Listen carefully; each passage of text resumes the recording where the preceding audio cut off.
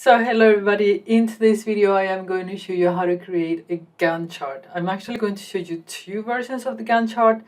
I'm going to create one and the other one I'm going to leave for you to recreate. If you get lost, you will be able to get my file where you see how I created it, okay? So let's get started. So this is a Gantt chart that we are going to create, the one you see behind me. So pretty simple, very easy to do, but you can make it as complicated as you want. I'll show you my version 2 at the end of the video. So this is how the data looks like. It has a start date for a project task, and then it has a category of what the project task is about, so marketing, planning, development. It has how many days it's been planned, how many days it's been spent on the task, and then this is how many the percentage completed. Obviously, if the percentage completed is over 100, it means that it's been delayed. Okay, so first of all, go here, get more visuals, grab the Charticulator visual, even if you already have it, because it gets updated frequently, so you make sure you have the latest one. And you need the latest ones, for example, round the bar chart. I'll show you.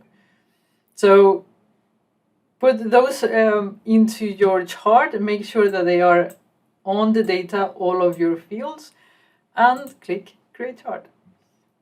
Okay, let's make this smaller. We don't need that. Now, you have to be a little bit careful with doing this. It's very easy, but things can happen. I'm not sure exactly why they happen, but I'm going to show you anyhow. Let's go.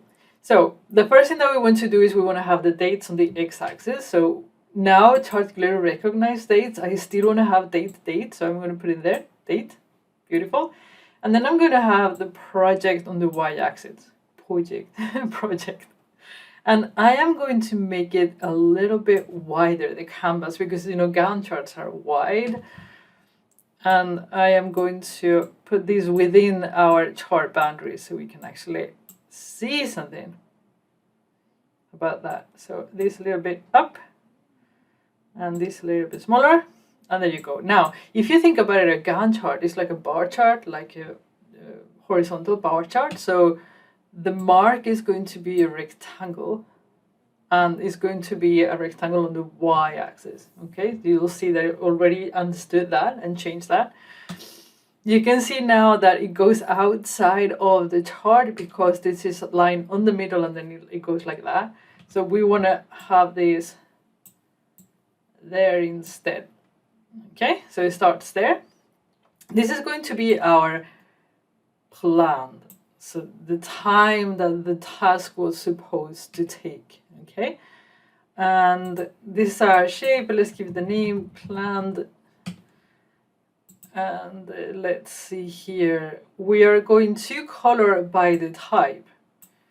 So you can see that the blue is for marketing, the planning is for, I don't know, screen, for example, and development is, let's get a purple. Okay, go and save and look at it. This is already a Gantt chart, so you can stop here.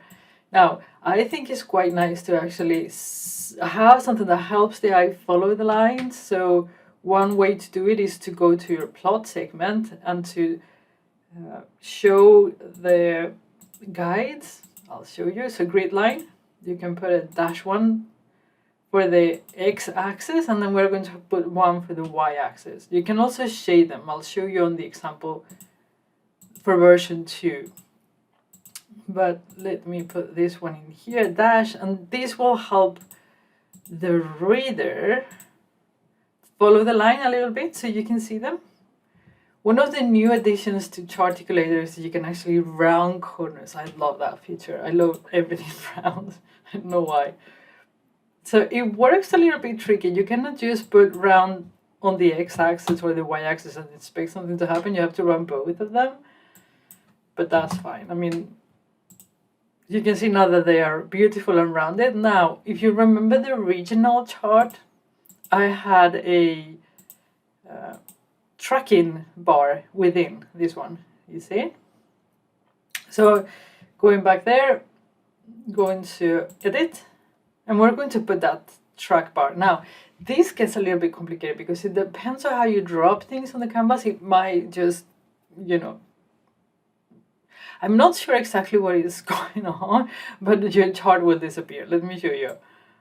So if you just put it in there and then put the actual, you see, not exactly 100% sure why it's doing that. So we need to be like very, very careful. So let's try to do this in a big screen. The first thing that you need to do, we want to have that in the middle. We don't want to have it on top of, otherwise we won't see what's behind. You cannot put things in the wild on Charticulator. You have to have them attached to a guide. So you need the guides you can put anywhere you like, but not the elements. So I'm going to put one guide there, and I'm going to put one guide there. And in between those guides is where our mark will be.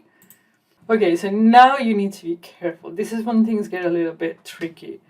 Get the mark, and I'm going to draw it here and not attach it to the end of there. I'm going to make it longer because it will be longer. And then I'm going to put the width in there. If you do it like that, it'll work. Save to make sure that it's aligned correctly. And you see that it's working, so that's beautiful. Now, we want to have, for that shape, this is going to be the actual. Right?